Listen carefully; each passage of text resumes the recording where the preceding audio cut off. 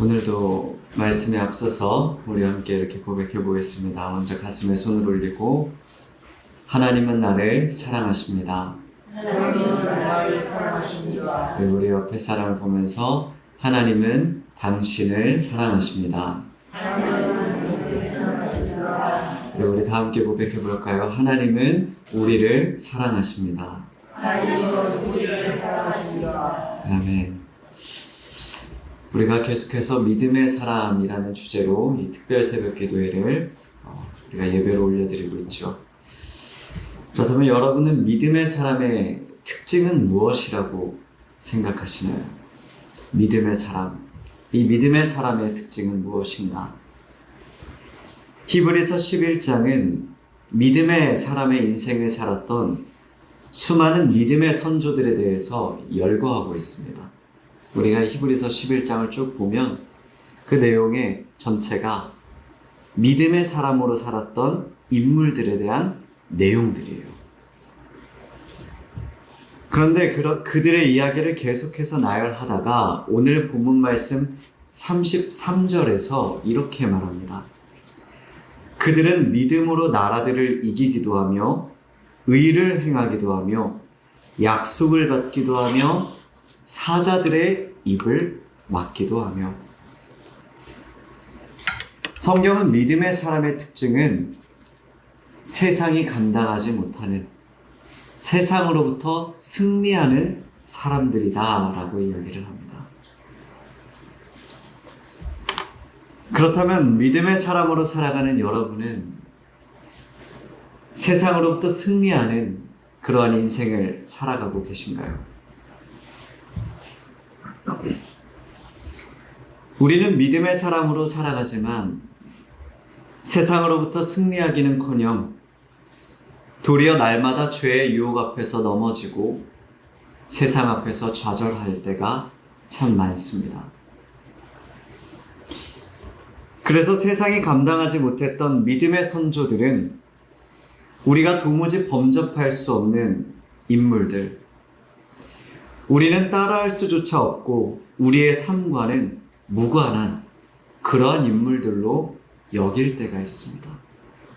다윗, 모세, 다니엘, 수많은 이 믿음의 선조들을 볼 때 날마다 세상 앞에서 넘어지는 우리와 비교해 봤을 때 그들은 도무지 우리가 범접할 수 없는 존재다, 이렇게 생각할 때가 참 많죠. 하지만 오늘 본문 말씀은 이 믿음의 선조들보다 예수님께서 오신 이후의 시대를 살아가는 모든 그리스도인들이 그들보다 더 온전한 약속을 받은 사람들이다 라고 말씀하고 있습니다. 39절을 저와 여러분이 한 목소리로 읽도록 하겠습니다. 시작! 이 사람들은 다 믿음으로 말미암아 증거를 받았으나 약속된 것을 받지 못하였으니. 우리가 그토록 대단하게 생각하는 이 믿음의 선조들은 어떠했다라고요? 그들이 믿음으로 말미암아 증거를 받았으나 약속된 것을 받지 못했다라고 이야기를 합니다. 그리고 이어지는 40절을 저와 여러분이 함께 읽도록 하겠습니다. 시작! 이는 하나님이 우리를 위하여 더 좋은 것을 예비하셨은즉 우리가 아니면 그들로 온전함을 이루지 못하게 하려 하심이라. 아멘. 지금 성경은 뭐라고 말하고 있죠? 우리가 그렇게 대단하다고 생각하는 믿음의 선조들은 온전한 것을, 그 온전한 약속을 받지 못했다. 그런데 그것을 누가 받았다고요? 예수님 이후의 시대에 살아가는 그리스도인들이 받았다라는 것. 우리가 하나님 다윗과 같은 인생을 살아가게 하여 주시옵소서. 다니엘과 같은 인생을 살아가게 하여 주시옵소서. 수많은 성경의 인물들을 이야기하며 하나님 우리가 그러한 믿음의 선조들처럼 살아가게 하여 주시옵소서. 그 소망을 품고 기도할 때가 참 많죠. 우리가 도무지 범접할 수 없는 인물들이다 생각할 때가 있는데 성경은 우리에게 뭐라고 이야기를 하느냐? 그들보다 예수님 이후의 시대에 살아가는 모든 그리스도인들이 더욱 온전한 하나님의 약속을 받은 자들이다, 이렇게 이야기를 하는 거예요. 우리가 그들보다 더 큰 은혜를 받은 사람들이라고 성경은 말하고 있는 것입니다. 이러한 성경 말씀을 볼 때 우리는 우리가 그들보다 더 믿음의 사람의 인생을 살아가야 한다는 것을 깨닫게 됩니다. 다르게 표현하면 뭐죠? 우리가 그들보다 세상이 감당하지 못하는, 세상으로부터 승리하는 인생을 살아가야 한다는 사실을 깨닫게 됩니다. 그렇다면 연약한 우리가 세상으로부터 승리할 수 있는 비결은 무엇일까요? 그들보다 더 온전한 약속을 받은 것이 우리라면 우리가 그들보다 더 세상이 감당하지 못하는 믿음의 사람이 되어야 하는데 그 비결이 무엇일까요? 오늘 본문 말씀 12장 2절을 저와 여러분이 한 목소리로 읽도록 하겠습니다. 시작. 믿음의 주요 또 온전하게 하시는 이 예수를 바라보자. 그는 그 앞에 있는 기쁨을 위하여 십자가를 참으사 부끄러움을 개의치 아니하시더니 하나님 보좌 우편에 앉으셨느니라. 아멘. 우리가 믿음의 사람으로 살아갈 수 있는 방법, 우리가 이 땅 가운데에서 세상이 감당하지 못하는, 세상으로부터 승리하는 믿음의 사람으로 살아갈 수 있는 비결은 무엇이냐? 우리를 온전하게 하시는 예수 그리스도를 바라보는 것입니다. 예수님께서는 십자가의 죽음으로 이제 제자들 곁을 곧 떠나셔야 했을 때 제자들에게 이렇게 말씀하셨습니다. 요한복음 16장 33절입니다. 이것을 너희에게 이르는 것은 너희로 내 안에서 평안을 누리게 하려 함이라. 세상에서는 너희가 환난을 당하나 담대하라. 내가 세상을 이기었노라. 아멘. 예수님께서 이제 십자가를 지시기 위하여 그 십자가의 길에 섰을 때에 이제 예수님께서 십자가에서 죽으시면 그동안 함께했던 제자들 곁에 육신의 몸으로 더 이상 함께 하실 수 없게 됩니다. 그리고 제자들은 이제 예수님께서 함께 하시지 않는 상황 속에 그들을 박해하는, 그들에게 환난을 주는 이 세상을 마주하는 상황에 놓이게 되죠. 그런데 그때 예수님께서 그들이 그럼에도 불구하고 담대할 수 있는 이유가 있는데 그것이 뭐냐? 바로 너희가 믿고 바라보는 내가 세상을 이기었기 때문이라고 말씀하시는 것입니다. 우리가 예수님을 바라볼 때 세상으로부터 승리할 수 있는 이유는 바로 우리가 바라보는 예수님이 세상으로부터 승리하신 분이기 때문입니다. 아멘. 우리가 아무리 환난을 당하여도 넘어지지 않을 수 있는 이유는 우리가 바라보는 예수님이 십자가에서 죽으심으로 죄와 사망의 권세로부터 승리하셨기 때문입니다. 아멘. 예수님은 마태복음 28장 20절에서 승천하시면서 그분의 제자들에게 이렇게 말씀하십니다. 내가 너희에게 분부한 모든 것을 가르쳐 지키게 하라. 볼지어다 내가 세상 끝날까지 너희와 항상 함께 있으리라. 아멘. 우리가 예수님을 바라볼 때, 우리가 예수님을 의지할 때 우리가 세상으로부터 승리할 수 있는 이유는 우리가 바라보는 예수님이 세상으로부터 승리하신 분일 뿐만 아니라 세상 끝날까지 우리와 함께하는 분이시라는 것을 깨닫게 됩니다. 이것이 우리가 승리할 수 있는 이유가 되는 것입니다. 인도의 한 왕과 왕비가 살고 있었습니다. 아주 행복한 삶을 살았는데 결혼한 지 1년 만에 왕비가 병에 걸려 이 세상을 떠나고 말았습니다. 왕은 너무나 큰 슬픔을 견딜 수가 없었습니다. 그래서 이 사랑하는 왕비를 기리기 위해서 정성을 다해 무덤을 꾸몄습니다. 무덤 동편에는 자신의 모습을 조각한 동상을 세워놨고, 서쪽에는 왕가를 상징하는 호랑이상을 조각해서 세워놨습니다. 1년 후 가봤더니 그래도 뭔가 허전하고 무덤이 좀 쓸쓸해 보이는 것이었습니다. 그래서 왕은 이번에는 무덤 남쪽에다 호화로운 별장을 지었습니다. 얼마 뒤에는 그것도 부족한가 싶어서 그 무덤가를 두르는 웅장한 성벽을 세웠습니다. 왕은 시간이 날 때마다 그 맞은편 동산에 올라서 자신이 꾸며놓은 그 왕비의 무덤을 보며 흡족해 했습니다. 그러던 어느 날, 그 웅장한 성과 별장, 그리고 화려하게 조각된 동상들을 보다 보니까 왕의 눈에 뭔가 한 가지가 거슬리는 것이 보였습니다. 그것은 화려한 건물 사이에 있던 왕비의 무덤이었습니다. 무덤이 굉장히 초라해 보였고 눈에 거슬리기 시작했습니다. 그래서 왕은 신하들을 불러서 명령을 내렸습니다. 저 무덤을 치워버려라. 여러분, 참 황당한 이야기죠. 무덤을 아름답게 꾸미기 위해서 수많은 것을 세우다가 어느 날 문득 보니 무덤이 초라해 보여 그 무덤을 치웠다는 이야기입니다.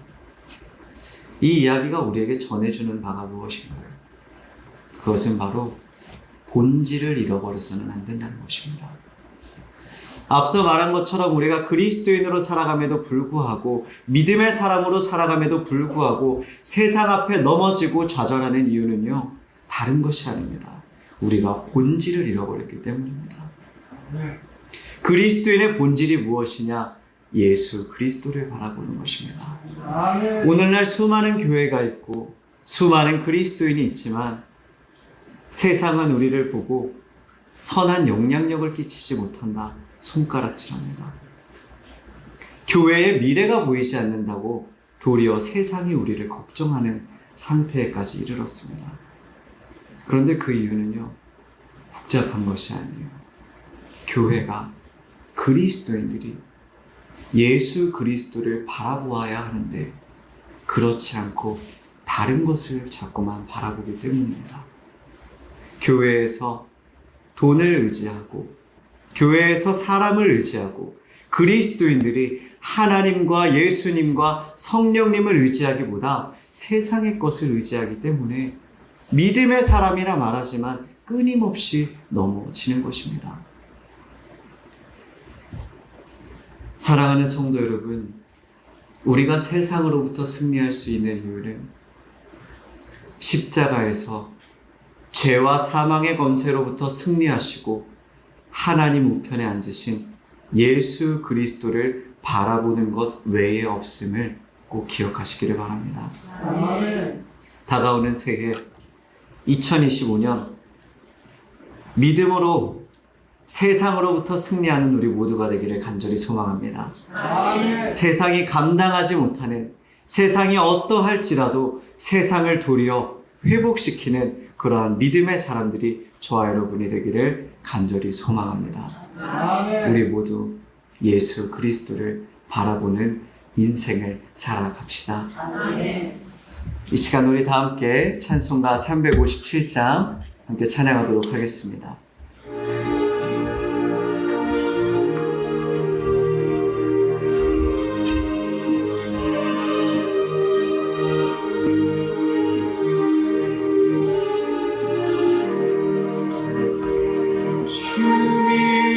사람이 일어나 다 힘을 합하여 이 세상 모든 마귀를 다쳐서 멸하세.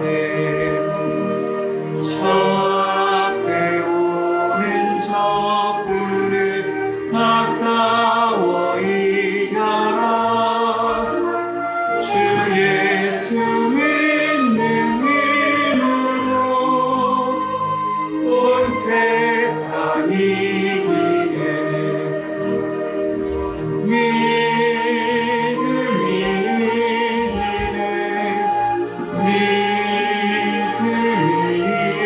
이기네. 주 예수를 믿으니 온 세상이 이기네. 온 인류 마귀 내들로 큰 죄에 빠지니 진리로 길을 띠고서 늘 기도드리세. 참 믿고 의지하면서 겁없이 나갈 때 주 예수 믿는 힘으로 온 세상이 이기네. 믿음이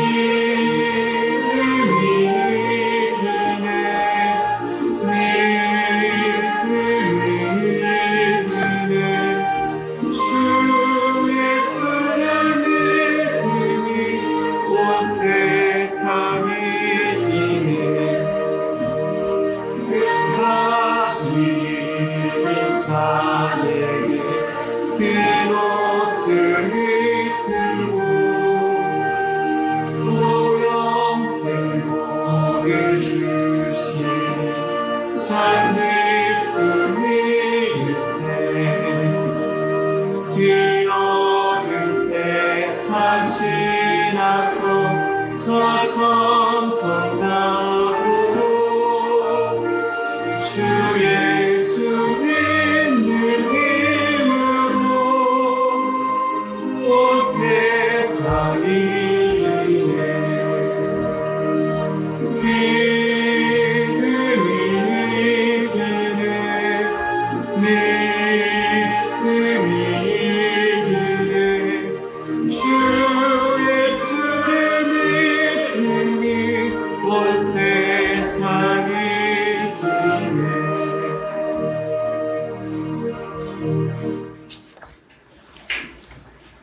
사랑이 충만하신 하나님, 믿음의 사람은 세상이 감당하지 못하며 믿음의 사람은 세상이 어떠하든지 세상으로부터 승리하는 존재인 줄을 오늘 말씀 가운데 다시 한번 우리 안에 되새깁니다. 주님, 우리는 세상 앞에 절망할 때가 참 많습니다. 죄의 유혹 앞에 넘어질 때가 참 많습니다.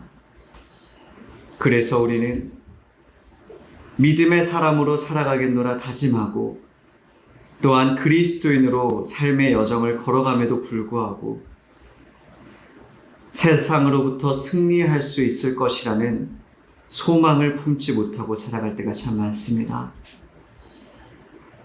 그러나 주님, 예수 그리스도를 바라볼 때에 우리를 온전하게 하시는 예수 그리스도를 의지할 때에 우리가 믿음의 선조들보다 더욱 세상이 감당하지 못하는 사람들이 될 줄로 믿습니다. 주님, 우리가 본질을 잃지 않는 자들 되게 하여 주시옵소서. 삶의 어떠한 순간에도 세상을 이기신 예수 그리스도를 바라보는 우리가 되게 하시고 세상 끝날까지 나와 함께 하신다 약속하신 예수 그리스도를 바라보게 하셔서 어떠한 순간에도 넘어지지 아니하고 예수 그리스도의 이름으로 승리하는, 믿음으로 세상으로부터 승리하는 믿음의 사람이 우리 모두가 되게 하여 주시옵소서. 아멘. 이 시간 나라를 위하여 기도합니다. 나라가 여전히 혼란 중에 있습니다. 나라의 혼란이 언제 끝날지 도무지 기미가 보이지 않아 우리 마음 가운데 수없이 염려가 찾아옵니다. 그러나 주님, 참 믿음의 사람은 나라가 어지러울수록 걱정하고 염려하기보다 기도의 자리로 나아가는 줄로 압니다.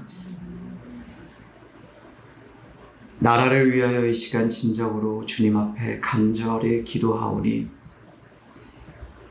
이 대한민국을 주님께서 옳은 길로 인도하여 주시옵소서.